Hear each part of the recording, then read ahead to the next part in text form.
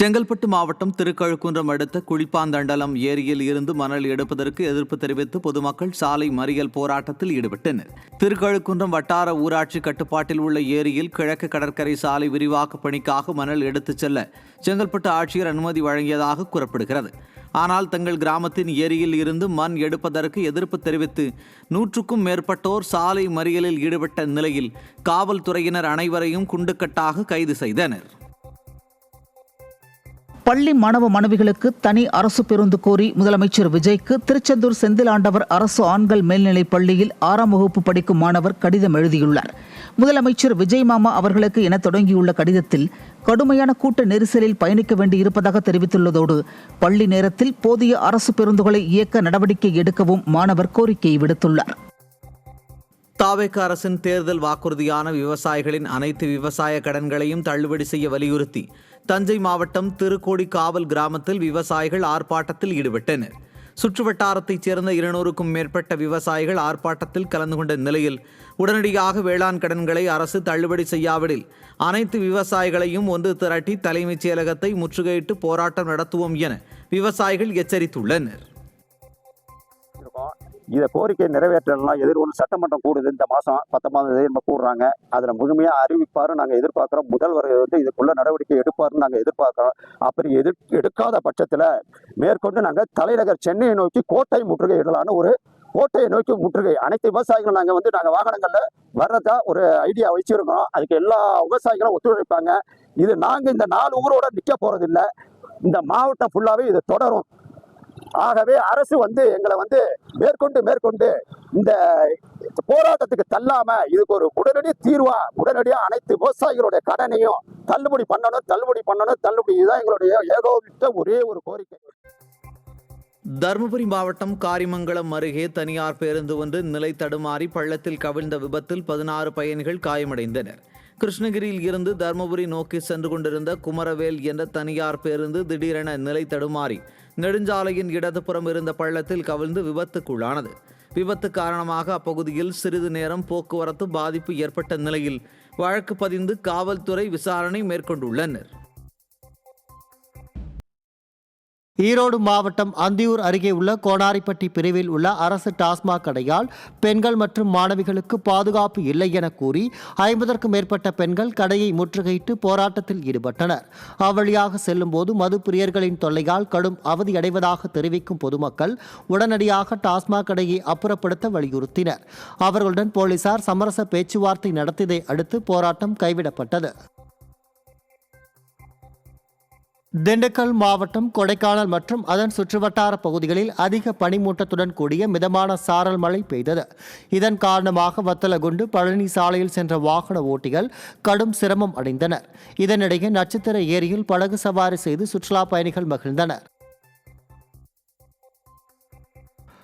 விருதுநகர் மாவட்டம் லட்சுமியாபுரம் புதூர் பகுதியில் கடந்த 7 ஆண்டுகளுக்கு மேலாக போதிய வசதியின்றி சிறிய அறையில் அங்கன்வாடி மையம் இயங்கி வருவதால் குழந்தைகள் அவதியடைந்து வருகின்றனர்.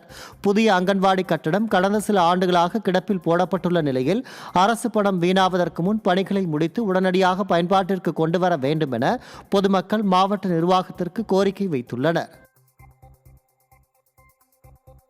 மகளிர் கட்டிடத்தில் ஒரு சின்ன ரூமில் தான் அங்கே தான் சமையல் அறை தூங்குறதுக்கும் குழந்தைங்களுக்கும் தூங்குறதுக்கும் அது மாதிரி டீச்சர்ஸுக்கும் சுகாதார வசதி எதுவுமே கிடையாது. அதனால் பலமுறை நாங்கள் மனு கொடுத்து என் புது கட்டிடம் வந்திருக்கு. அங்கே இன்னும் கைப்பிடி சுவரு மற்ற தலை எதுவுமே போடலை. இன்னும் எங்கள் குழந்தைங்களுக்கு பாதுகாப்பு வேணும். சீக்கிரமாக அதை திறக்கும்படி வேண்டிக் கொள்கிறோம். திருவள்ளூர் மாவட்டம் சிவிஎன் சாலையில் மெக்கானிக் கடை பூட்டை உடைத்து பணம் திருடிய நபரின் சிசிடிவி காட்சிகள் வெளியாகியுள்ளது. காக்கலூரைச் சேர்ந்த உமாபதி என்பவருக்கு சொந்தமான மெக்கானிக் கடையில் நள்ளிரவில் பூட்டை உடைத்து உள்ளே நுழைந்த கொள்ளையன் கல்லாப்பேட்டையில் இருந்த 11,000க்கும் மேற்பட்ட ரொக்க பணத்தை கொள்ளையடித்து சென்றுள்ளான். இதுகுறித்த காட்சிகள் சிசிடிவியில் பதிவான நிலையில் கடந்த 6 மாதங்களுக்கு முன்பு இதே கடையில் லேப்டாப் மற்றும் பணம் கொள்ளை போனது குறித்து போலீசார் எவ்வித நடவடிக்கையும் எடுக்கவில்லை என கடை உரிமையாளர் குற்றம் சாட்டியுள்ளார். செங்கல்பட்டு தஞ்சாவூர் மாவட்டம் போதலூர் சுற்றுவட்டார பகுதியில் அடிக்கடி ஏற்படும் மின்தடையால் சுமார் 250 ஏக்கர் முன்பட்ட குறுவை நெற்பயிர்கள் நீரின்றி காய்ந்து கருகத் தொடங்கியுள்ளன.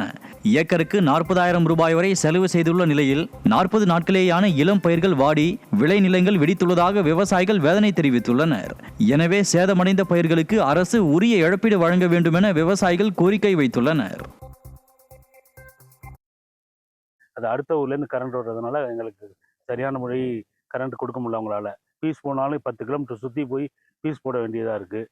அதுக்கு நீங்கள் அதிகாரிகள்கிட்ட போய் சொன்னால் சரியாக அதுக்கு இது பண்ண மாட்டேங்கிறாங்க. அதனால எங்களுக்கு பூதலூரில் அந்த மின்மாற்றி அமைத்து கொடுக்குமாறு கேட்டுக்கொள்கிறோம். தூத்துக்குடி மாவட்டம் திருச்செந்தூர் அருகே பரமன்குறிச்சியில் தனி சுடுகாடு கேட்டு உயிரிழந்தவரின் சடலத்துடன் பட்டியலின மக்கள் சாலை மறியலில் ஈடுபட்டனர். இசக்கியம்மன் கோவில் தெரு பகுதியில் வசித்து வரும் அருந்ததியின மக்களுக்கு தனியே சுடுகாடு இல்லாததால் இறப்பு ஏற்படும் போது அவதிக்கு ஆளாவதாக தெரிவிக்கப்பட்டுள்ளது. இந்நிலையில் தனி சுடுகாடு கோரி திருச்செந்தூர் சாத்தான்குளம் சாலையில் பட்டியலின மக்கள் மறியலில் ஈடுபட்ட நிலையில் அங்கு போக்குவரத்து பாதிக்கப்பட்டது. எங்களுக்கு சுடுகாடு வேணும். இன்னைக்கு ஒரு பாடியை வச்சு நாங்கள் பிதைக்க இடம் தெரியாமல் நடு பஜாரில் முடிச்சுட்டு இருக்கோம். இது விவோ யாரை எங்களுக்கு இடம் காட்டினா அந்த இடத்துல பதைப்போம். இல்லைன்னா அது வரைக்கும் நாங்கள் இதில் போராடுவோம். நாங்கள் எல்லா இடத்துக்கும் கொடுத்துருக்கோம். கலெக்டர் வரைக்கும் கொடுத்துருக்கோம். கீழே இருந்து மேலே கலெக்டர் வரைக்கும் கொண்டு கொடுத்துருக்கோம். எல்லா மனும் நாங்கள் கிட்ட வச்சுருக்கோம். கொடுத்த மனு அவ்வளோத்தையும் நாங்கள் வச்சுருக்கோம். காட்ட முடியும் எங்களால். திருவாரூர் மாவட்டம் மன்னார்குடியில் காசி விஸ்வநாதர் ஆலயத்தில் நடைபெற்ற கும்பாபிஷேக விழாவில் ஏராளமான பக்தர்கள் கலந்து கொண்டு சாமி தரிசனம் செய்தனர். 30 ஆண்டுகளுக்கு பிறகு புனரமைக்கப்பட்ட காசி விஸ்வநாதர் ஆலயத்தில் யாகசாலை பூஜை நடைபெற்றதை அடுத்து மங்கள வாத்தியங்கள் முழங்க, சிவாச்சாரியார்கள் வேத மந்திரங்கள் முழங்க, கோபுர விமான கலசங்களுக்கு புனித நீர் ஊற்றி கும்பாபிஷேகம் வெகு விமர்சையாக நடைபெற்றது. அதனைத் தொடர்ந்து காசி விசாலாட்சி அம்மன், காசி விஸ்வநாதர், மூலவர் சுவாமி, விநாயகர், முருகன், நவ கிரகங்கள், சண்டிகேஸ்வரர் என பரிவார தெய்வங்களுக்கு புனித நீர் ஊற்றி கும்பாபிஷேகம் நடத்தப்பட்டது. தென்காசி மாவட்டம் சங்கரன் கோவில் நகராட்சி குப்பை கிடங்கில் ஏற்பட்ட பயங்கர தீ விபத்தால் காந்திநகர் பகுதி முழுவதும் கரும்புகை சூழ்ந்து புகை மண்டலமாக மாறியது. தீ விபத்து ஏற்பட்டு 1 மணி நேரம் ஆகியும் தீயணைப்பு துறையினரும் நகராட்சி அதிகாரிகளும் வராததால் ஆத்திரமடைந்த பொதுமக்கள் சாலையில் குப்பைகளை கொட்டி தர்ணா போராட்டத்தில் ஈடுபட்டதால் பரபரப்பு ஏற்பட்டது.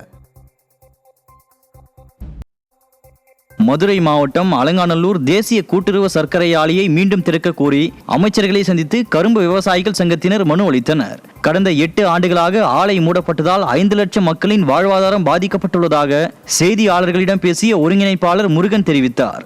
ஜல்லிக்கட்டு மைதானத்திற்கு 200 கோடி ரூபாய் ஒதுக்கிய அரசு வெறும் 30 கோடி ரூபாய் செலவில் இந்த ஆலையை திறக்க முடியும் என்றும் விவசாயிகள் வலியுறுத்தியுள்ளனர். அலங்காநல்லூர் விவசாயிகள், மேலூர் விவசாயிகள்லாம் அவர் இன்னைக்கு அவர் தலைமையிலையும் மாண்புமிகு கூட்டுறவுத்துறை அமைச்சர் அவங்க 2 பேர் தலைமையில் சர்க்கரைத்துறை, நிதித்துறை, அந்த எல்லா 4 கூட்டுறவுத்துறை, விவசாயத்துறை அதிகாரிகள்லாம் கலந்து கொண்ட ஒரு கூட்டம் நடந்துச்சு. இந்த மில்லை திறக்கிறதுக்கு என்ன வழின்னு எங்கிட்ட கேட்டாங்க. அதிகாரிகள்லாம் கரும்பு இல்லைன்னு சொன்னாங்க. நாங்கள் கரும்பு போட்டு தரதா வாக்கு கொடுத்துருக்கோம். அதனால கரும்பு போடுற முயற்சி பண்ணுறோம். மற்ற விஷயங்கள்லாம் எல்லா கமிட்டியும் ஒரு 4 கமிட்டி போட்டு அறிக்கை சமர்ப்பிக்க சொல்லியிருக்காங்க. நாங்களும் விவசாயிகள்கிட்ட போய் நாங்கள் ஒரு 10,000-12,000 ஏக்கர் கரும்பு போடுறோம்ட்டு எங்கள் விவசாயிகள்லாம் கலந்து பேசி அறிக்கை கொடுக்க போகிறோம். அறிக்கை கொடுத்தோன்னே மில்லை திறக்கிறதுக்கு முதலமைச்சர் மூலமாக ஏற்பாடு பண்ணுறோம்னு சொல்லியிருக்காங்க. கடலூர் மாவட்டம் புவனகிரியில் உள்ள அரசு கால்நடை மருத்துவமனையில் மருத்துவர்கள் மற்றும் பணியாளர்கள் பணியில் இருப்பதில்லை என குற்றச்சாட்டு எழுந்துள்ளது. கால்நடை மருத்துவர் வெளி முகாமில் இருப்பதாக கூறி நோட்டீஸ் ஒட்டப்பட்டுள்ளதால் கால்நடைகளுக்கான மருத்துவ சேவைகள் கிடைப்பதில்லை என மக்கள் தெரிவித்துள்ளனர். எனவே போதிய மருத்துவர்கள் மற்றும் பணியாளர்களை கால்நடை மருத்துவமனையில் பணியமர்த்த வேண்டும் என பொதுமக்கள் வலியுறுத்தியுள்ளனர். கடலூர் மாவட்டம் விருத்தாச்சலம் அருகே பைப்லைன் சேதமடைந்து குடிநீர் வீணாகிய நிலையில் நெடுஞ்சாலைத்துறை அனுமதி அளிக்காததன் காரணமாக உடைப்பு சரி செய்யப்படாத நிலை நீடிக்கிறது. காட்டுக்கூடலூர் செல்லும் சாலை அருகே சேதமடைந்த பைப்லைனில் இருந்து பல நாட்களாக வெளியேறிய குடிநீர் தேக்கமடைந்து துர்நாற்றம் வீசி நோய் தொற்று ஏற்படும் அபாயம் உருவாகியுள்ளது. இதனை சீரமைப்பதற்கு நெடுஞ்சாலைத்துறை அனுமதி அளிக்காததால் உடைப்பு காரணமாக குடிநீர் வீணாக வெளியேறும் அவலம் நீடிக்கிறது. நெல்லை மாவட்டம் அம்பாசமுத்திரம் அருகே இரட்டை கொலை நடைபெற்ற நிலையில் ஒரு வாரத்திற்கு பின் இறந்தோரின் உடல்களை உறவினர்கள் பெற்றுக்கொண்டனர். மூலச்சி கிராமத்தைச் சேர்ந்த காளிமுத்து மற்றும் அவரது 5 வயது மகன் ஜெயராஜ் ஆகியோர் படுகொலை செய்யப்பட்டனர். இவ்வழக்கில் தொடர்புடையோரை கைது செய்ய வலியுறுத்தி உடல்களை உறவினர்கள் வாங்க மறுத்தனர். இந்நிலையில் வழக்கில் மொத்தமாக 11 பேர் கைது செய்யப்பட்ட நிலையில் இறந்தோரின் உடல்களை உறவினர்கள் பெற்றுக்கொண்டனர்.